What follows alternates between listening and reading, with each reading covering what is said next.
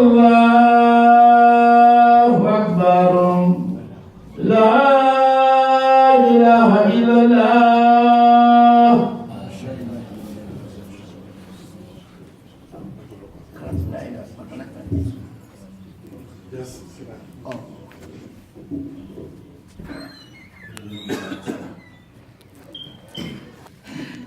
أعوذ بالله من الشيطان الرجيم. بسم الله الرحمن الرحيم.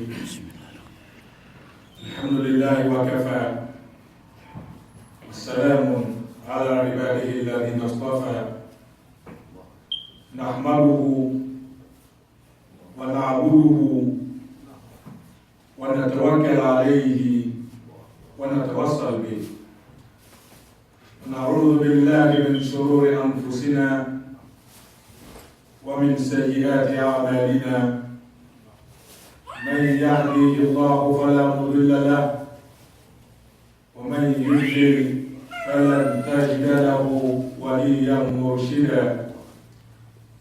وأشهد أن لا إله إلا الله وحده لا شريك له ولي الصالحين.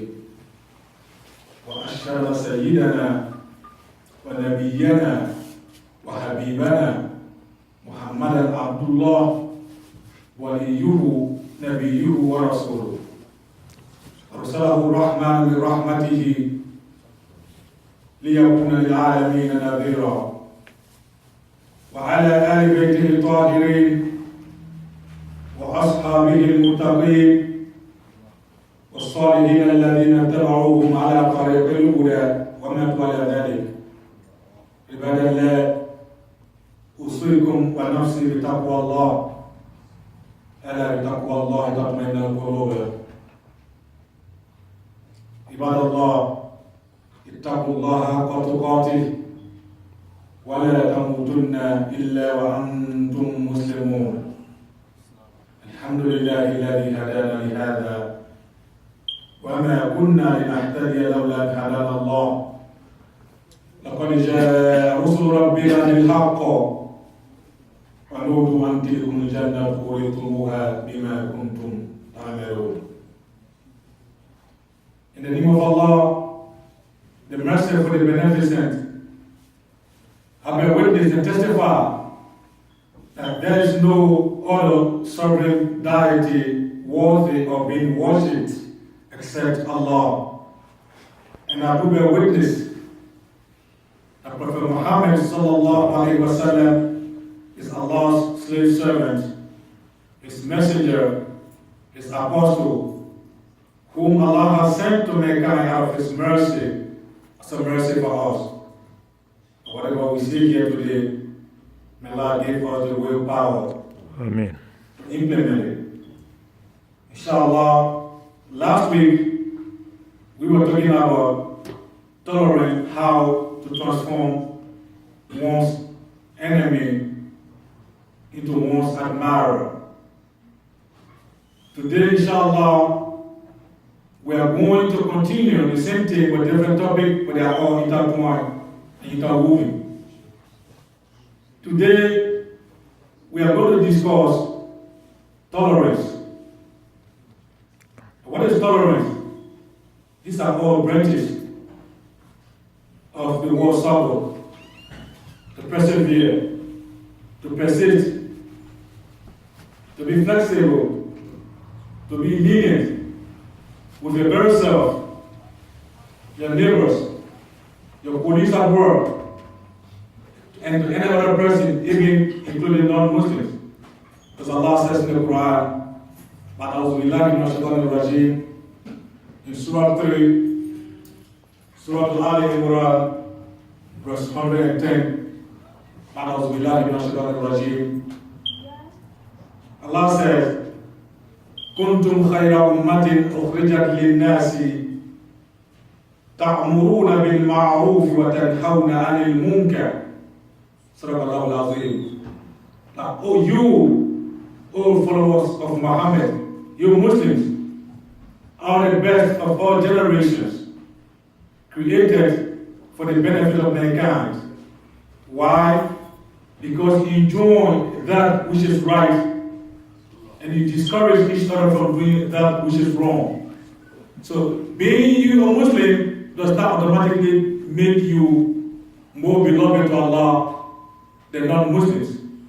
The only difference between us and them is your behavior, your character, your interaction with people. And the best of all jihad is jihad al-nafs. How to control yourself from anger. Now, today's sermon, we are going to discuss, in a nutshell, what we call in the Islamic historicity, Sulhul Hudaibiya, the Treaty of Hudaibiya. Very important subject matter. Inshallah, at the end of the day, we will have to implement and to put this particular subject matter into our day-to-day life, into our contemporary issue. It's obvious Allah says in the Quran, in Surah 33, verse 21, أعوذ بالله من الشيطان الرجيم لقد كان لكم في رسول الله أسوة حسنة لمن كان يرجو الله واليوم الآخر. They have been the best of all similitude, the best of all emulation, the best of all example have been embedded in your Prophet, which is Muhammad, may Allah be pleased with him, for you Muslims to follow. Now, Sulhul Hudaibiya, some original scholars usually refer to it as Ghazwatul Hudaibiya, the Battle of Hudaibiya. But contemporary scholars and more classical scholars unanimously agree and refer to it as Sulhul Hudaibiya instead of Ghazwatul Hudaibiya, meaning the treaty, the negotiation of Hudaibiya. This is what we're going to discuss today, inshallah, and whatever we see in Allah, give us a way power to accept it and implement it. And I'm very sorry today, I'm going to speak in my original dialect, which is the Konyaka, because I find it that I'm kind of struggling if I speak otherwise. Allah mo besa wa Allah mo jumamina, Allah mo ba halelo. You know, mo be start to get chilane. Femi ya start to get chilane so sallallahu alaihi wasallam Allah mo da go wula ulka. You know, mo bibalo keto wila mika wole sabari kai mafa kai jusula kai sono ya muye. Na jusula do de me kan ne mani masi jigene jusula itina sa mo ko jusula ilebe mo la ni masi ya mo ne mi ala ilo itise mo ko ta mo ne control kila na arba mo e kana ko muslim mo ja ta ala sallallahu alaihi wasallam kana sura bi sallallahu na aya mo kina ko na mo bi baro ke de wala ga wala ke de sulhul hudaybiya minale ko lo beni ke de hudaybiya minale jole to ko hudaybiya do ko ko lo so do ko jole to me ko le ke de no so ko bi ke de no ko to wala ni joro to la do ko le ka e bo arabu kano history lo islam ya ta ko sulhul hudaybiya ko lo ben hudaybiya Kenya for Hudaibiya Bengama. Now, in the year 628, other scholars say AD, but I'm a Muslim, I don't believe in AD, because they say after the death of Jesus. Every time the Westerners say AD, they mean after the death of Jesus. Of course, Muslims, we do not believe that he died. وَمَا قَتَلُوا وَمَا صَلَبُوا ولكن شبه له. Neither did they kill Jesus or Sayyidina Isa alayhi salam, nor did they crucify him, but instead Allah made it appear to them as if they killed him. But indeed, in reality, he did not die. This is what Allah says. But rafa'allahu ilayhi. Instead, Allah raised him up to his majesticity. So I will not say AD. But with that calculation, to put it into our context, for to understand, I say 628 after the prophecy of Jesus or Isa alayhi salam. What happened? This is a very crucial time in the life of previous Muslims, and that gave birth to what you and I enjoy today as Muslims. That particular incident, because this is the only incident in the Quran to which Allah refers as Fatihum Mubin, or Fatiham Mubin. clear victory, unequivocal victory, undoubted victory, unconditional victory, manifest victory, victory that is clear of all doubt and dubious activity. Why? We all know that when Muslims were persecuted, being subjected to slavery in all forms of humiliation, and they migrated from Mecca to Medina. I mean the second migration, because the first migration happened in Ethiopia. But now, after the second migration, the next year, and from this point of view, from the Islamic point of view, this is where our yearly calendar begins. The time the Prophet and the Muslims migrated from Mecca to Medina, this is the beginning of our Islamic lunar calendar. So there where we begin our calculation. Now, the second year of the migration, we have Ghazawat Badr. The Quraysh of Mecca decided to attack the Muslims, to fight them, basically. And they outnumbered the Muslims by triple digit. But history tells us, according to Ibn Ishaq, the Muslim population at the time, the combatants, those that were able and capable of fighting, were like 330 men. And the non-Muslims were almost 1,000, 900 plus. That's a triple digit. It's obvious. But Allah with us, وَكَمْ مِنْ فِيَةٍ قَلِيلَةٍ غَلَبَتْ فِيَةً كَثِيرَةً بِإِذْنِ اللَّهِ وَاللَّهُ مَعَ الصَّابِرِينَ. On so many occasions, Allah made the minority triumph over the majority, only and only with the permission of Allah. What happened? The Muslim triumphed. The next year, which is the third year, the Quraysh of Mecca came back to revenge or avenge, because they sustained huge casualties. The Muslims killed 70 combatants and captured 70 of them. That excluding the injured ones. Now the next year, which was the third year of the Hijrah, they came back to revenge or to avenge. And they doubled the number. And the king, that battle was like 50-50. There was no decisive victory for either party. Neither did the Muslim win decisively, like in the case of Badr, nor did the non-Muslim won decisively. And then, 2 years later, in the 5th year of the Hijrah, they said, well, this time around, we're going to amass a huge volume of armament, the like of which the Arabian Peninsula have never seen throughout the historicity.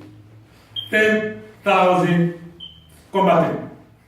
The Quraysh of Mecca, they went to mobilize all the neighboring countries and surroundings and clans and tell them, well, if you say and think that this is just only the problem of the Quraysh, trust me, after the Muslims eliminate us, they're going to face you people. So we should all join alliance to fight the Muslims to eliminate them. This was not just about fighting. It was just to eliminate and to annihilate Muslims. They call it in the Quran Shia, they call it Ghazawat Khandaq or Ahzab. Because of this particular incident, Surah 32 of the Quran was revealed. Now, with Allah on our side, Muslims will always prevail as long as we are following the teachings of Allah. But today, we are doing our own thing. That's why you see Muslims being humiliated everywhere around the world. Why? Inna Allah la yughayyiru ma biqawmin hatta yughayyiru ma bi anfusihim. Allah does not change the status of Muslim or any other person unless and until you change your behavior towards Allah and towards yourself. Before during those days, Muslims were at the top, at the zenith of civilization. Look at us today. 1 out of every 5 persons on earth today is a Muslim. But where are we today? We are just subject. We don't have any weight. So Sulul Hudaibiya, inshallah, at the end of the day, he's going to tell us, if we persevere, if we become resolute and follow the teachings of Allah and follow the command of Prophet Muhammad, because he does not speak of his own volition. Allah says in Surah 53, verse 3, Surah Al-Najm, وَمَا يَنْطِقُ عَنِ الْهَوَىٰ إِنْ هُوَ إِلَّا وَحْيٌ يُوحَىٰ. He does not speak of his own volition of whims or caprice, but rather he speaks of his what that was very inspired to him, Allah he was taught by the one which is most high. Mo ba mo ke ma bi ka be sulu Hudaibiya le ma. Sulu Hudaibiya ke ba ti mi de ko mi Hudaibiya ko lo be ni we. Chila na bue mi gela an Islam ka bue ka ko ma ka Madina. Ka fu ya ko ayi afwa. Ka ba e bue ka ni makara ka di makara. Haka bo maka ka Madina. Islam ya san ko de be ma wole we. Wo ke e wo ko ne ba ka sibila wo sa yi wa ke. Sai temenani ani sai bisa ni kene na mina na kila a boko eno sabu boko makaka buyi kana Madina mina na kila san juna aba san fi na utu makaka fru kilo ben kura shu mo wa kinjeti kwa na ba Islam ya ba sabu je mo te ne wolona mo te saba mo ta saba jete so hadi ya sha mo le mo saba jete Islam kile kafiri mo saba jete bendeoma me ko la temo da fanga ka so mona ala maka mena wati mona cha maka sabatila ala mamola maria Islam ka kafiri mo biu na fa amo biu ya ka wu biya kele no ani ma mulu madi ni uti wala na wosa kolo watuno maka kafiri mo madi kula su madi ko faya da sala hada mele kala hakimi na deko no kwa ina ka da salike he bomma ko gaza Uhud bandi leke le siane bandi kele baka ba man gene wala kwa ina da sala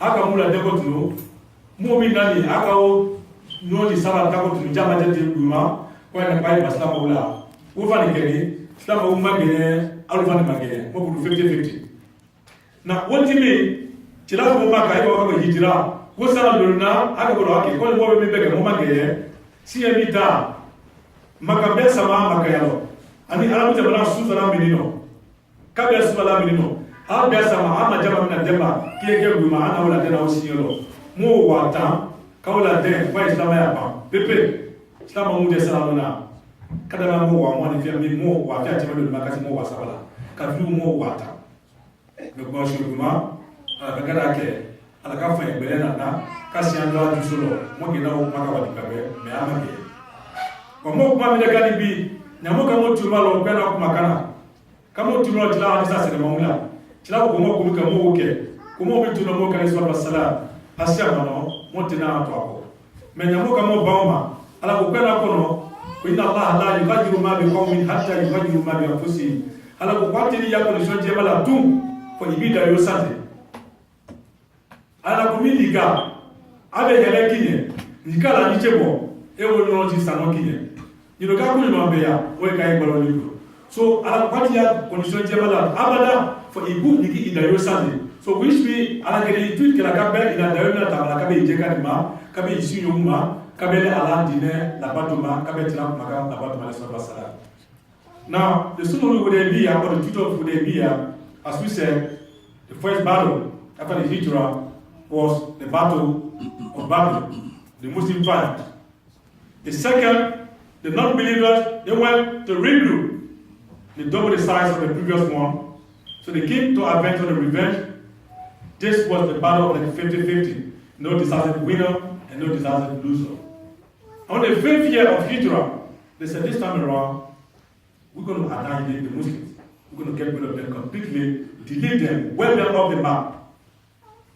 They put together alliances, all the clans of Arabia, amounting to about 10,000 gallant men, including horses and whatever material, armament they had to fight.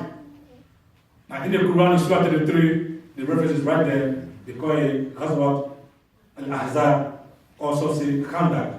Why was the name Khandak? Khandak in Arabic means trench. There was a Muslim at the time, Sulaiman al-Farisi. He was from Persia. The Muslims were completely, they were taken unaware. They did not plan for it. A surprise attack of 10,000 men coming to fight around 2,500 to 3,000 persons. What can they do? With this emergency, so the Prophet ﷺ, he did not always do his own thing. Besides the why, under the revelation, things that were related to their earthly matters, he always consulted them. Or shall we hope in He always consulted the people. That's what made him a successful leader. Now, there was a fellow called Simon the Pharisee from Persia. He said, normally, where we come from, or where I come from, if we are faced with some challenges, we have no time to prepare or to plan. All what we have to do is to dig trenches. With the notion of, if you dig the trench, be a hole, big hole. These people are girls. They are coming on horses. So when they get into these trenches, at least we'll overpower them. It was a good strategy, and the Prophet ﷺ accepted. He said this was a brilliant idea. So in the nutshell, because this is not a subject matter today, they did not win. The Muslims also tried. Now we have the three different incidents, right? We have the battle, we have the Uhud, and we have the battle of the trench, or the Ahzab. Now the Muslims, they have not really gained formidable force to conquer Mecca.